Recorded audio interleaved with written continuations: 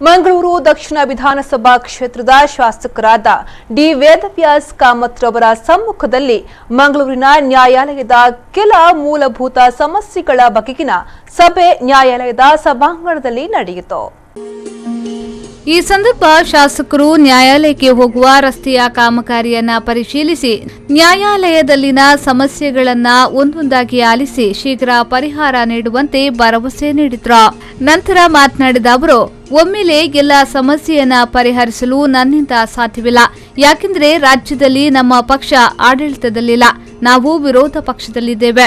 ಆದ್ದರಿಂದ ಒಂದೊಂದಾಗಿ ನಿಮ್ಮ ಸಮಸ್ಯೆಯನ್ನ ಪರಿಹರಿಸುತ್ತೇನೆ ಎಂದ್ರು. ರಾಜ್ಯ ಸರ್ಕಾರ ಬೇರೆ, ಮಹಾನಗರ ಪಾಲಿಕೆ ಕೂಡ ಬೇರೆ, ನಾನೊಬ್ಬ ಬೇರೆ ಅಂತ ಹೇಳುವಂಥ ವಾತಾವರಣ ಇದೆ. ಆದರೆ ಒಂದು ಒಳ್ಳೆಯ ರೀತಿಯಲ್ಲಿ ಪ್ರಾಮಾಣಿಕರಾಗಿ ಸಜ್ಜನಿಕೆಯ ರಾಜಕಾರಣವನ್ನು ಮಾಡ್ತಾ ಕೆಲಸ ಕಾರ್ಯಗಳನ್ನು ಮಾಡಿಸಿಕೊಂಡು ಬಹಳಷ್ಟು ಜನರ ಸ್ಪಂದನೆಗೆ ಕೆಲಸವನ್ನು ಮಾಡಬೇಕು ಅಂತ ಹೇಳುವಂಥದ್ದು ನನ್ನ ಮನಸ್ಸಿನಲ್ಲಿದೆ.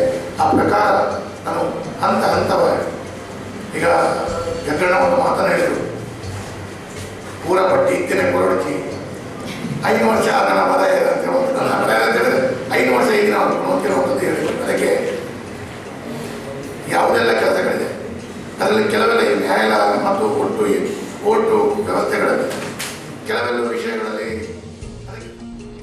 ಈ ಸಂದರ್ಭ ಹಿರಿಯ ವಕೀಲರಾದ ಎಂಆರ್ ಬಲ್ಲಾಲ್, ಪುಷ್ಪಕಲಾ, ದಿನಕರ್ ಶೆಟ್ಟಿ, ಸುಮನಾ, ಜಗದೀಶ್ ಶೆಣವ ಮತ್ತಿತರರು ಉಪಸ್ಥಿತರಿದ್ದರು. ನನಗೆ ಅದರದ್ದು ಡೀಟೇಲ್ಸ್ ಅದೆಲ್ಲ ನೀವೀಗ ನೀರನ್ನಲ್ಲಿ ಬಂದು ಒಳಗಡೆಯಿಂದ ಹೋಗಬೇಕು, ಅಲ್ಲಿ ಒಂದು ಕಲ್ವಟ್ಟು ಮಾಡಬೇಕು ಅಂತ ಹೇಳ್ತೀರಾ. ಆಗಿದೆ, ಅದು ಕಲ್ವಟ್ಟು ಆದರೂ ಕೂಡ ಒಳಗಡೆ ಏನೋ ಇದಾಗಿದೆ.